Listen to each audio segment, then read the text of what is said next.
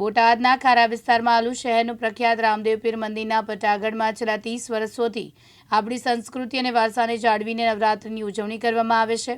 અહીંયા ડીજેના ડિસ્કો દાંડિયા કે ફિલ્મી ગીતોના તાલે નહીં પરંતુ તબલા, પેટી અને મંજીરાના સથવારે ગવાતા પરંપરાગત ગરબા જ ગુંજે છે। મંદિરના પ્રાંગણમાં ગરબે ઘૂમતી બાળાઓની મધ્યમાં માતાજીની સ્થાપના કરીને નાની બાળાઓ, બહેનો અને માતાઓ ગરબે ઘૂમે છે। આ દ્રશ્ય ખરેખર મંત્રમુગ્ધ કરી દે છે, જ્યાં એક તરફ ધાર્મિક શ્રદ્ધા અને બીજી તરફ સાંસ્કૃતિક વારસો એકસાથે જોવા મળે છે। અહીંયા વિશેષતા એક છે કે દરરોજ એક નાની બાળાને જુદા જુદા માતાજીનું સ્વરૂપ આપવામાં આવે છે। આ બાળાને મધ્યમાં રાખી અન્ય બાળાઓ અને મહિલાઓ ગરબે રમે છે। અને શ્રી નકલંગ દેવંગી અમર આશ્રમ રામદેવ પીર મંદિર બોટાદ મોહન શ્રી રામદાસ માતાજી વર્ષોથી પરંપરાગત રીતે આપણી જે પ્રાચીન સંસ્કૃતિ છે, પ્રાચીન સંસ્કૃતિને જાળવી, પ્રાચીન સંસ્કૃતિની પરંપરાને જાળવી અહીં કણે રાસ ગરબાની મંડળી થાય છે, જેમાં નાની નાની બાળાઓ, માતાઓ, બહેનો અહીં કણે રાસ ગરબા કરતા હોય છે।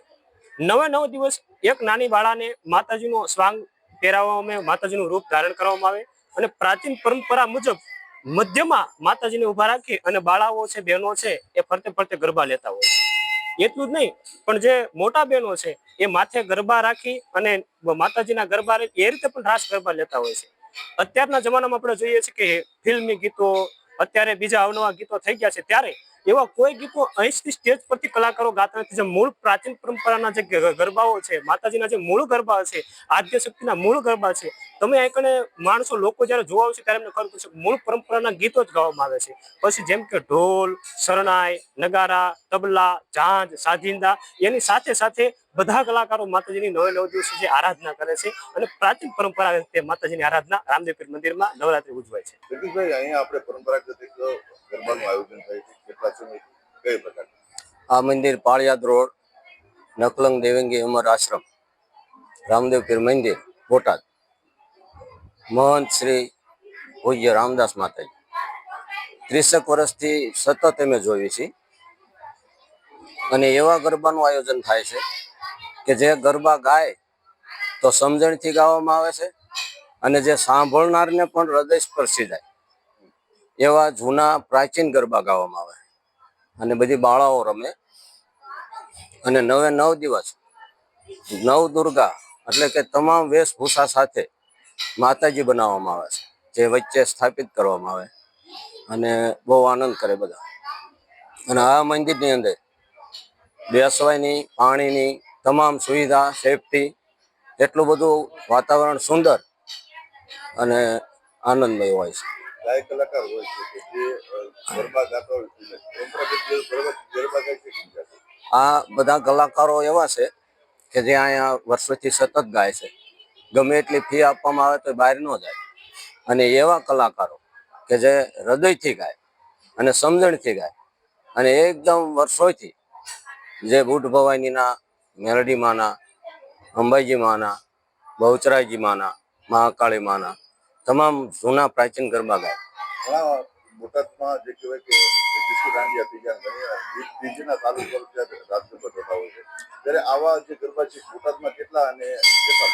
તમામ જગ્યાએ ડીજે પાર્ટીઓ બધું આયોજન થાય છે, પણ જે એકવાર અહીંયા જે આવે છે એ બીજી વાર ક્યાંય જોવા જતા નથી અને એવું અહીંયા આયોજન થાય કે જે ડીજે ઉપર એક પણ ગરબો ગવાતો નથી। અહીંયા તમે ગરબા રમવા આવો છો, કેટલા સમયથી કઈ રીતના ગરબા હોય છે? હું અહીંયા 7 વર્ષથી ગરબા રમવા આવું છું અને અમને ઘરેથી ને એમ જ કહે છે કે પાલકી પલોટમાં જવું એનથી અહીંયા પારંપરિક રીતે ગરબા રમે છે અને અહીંયા બહુ રહેવાની મજા આવે છે। જેવી પાલકી પલોટમાં નથી આવતી એનથી પણ અહીંયા ગરબા રમવાની મજા આવે છે। બધી 9 માતાજી દરેક રીતે બધા જુદા જુદા 9 દિવસ 9 માતાજી બને છે, બધા સાડીઓ જુદી જુદી પહેરવેશ કરે છે અને ગરબા આપણે પાલકી પલોટમાં ડીજે ને એવું થાય છે, પણ અહીંયા ડીજે બીજે નથી હોતું, અહીંયા ઢોલથી ને તાલ લે છે અને પારંપરિક રીતે થાય છે ગરબા। આ મંદિરે પ્રાચીન ગરબાનું આયોજન થાય છે। સાચી પ્રાચીન ગરબાનું આયોજન લગભગ અમે 35 વર્ષથી કરીએ છીએ। અહીંયા કુંવારી દીકરીઓ અને મહિલાઓ રાસ ગરબા માતાજીના ગાતા હોય છે। બીજા નંબરમાં કે અમારે જે સંગીતના બધા વાજિંત્રોના તે એકદમ દેશી ગરબા સિવાય કશું જ અમારા માના ગુણ સિવાય ગવાતું નથી। જે આ લોકો પાલટી પલોટ કરે, આ તે ડિસ્કા, આ તે એવું કશું જ નહીં। અને અહીંયા આશ્રમની અંદર કુંવારકા દીકરીઓ જેટલી અમારે અહીંયા કેટલી બધી રાસ રમી રમીને એને ઘરે દીકરાઓ થઈ ગયા છે.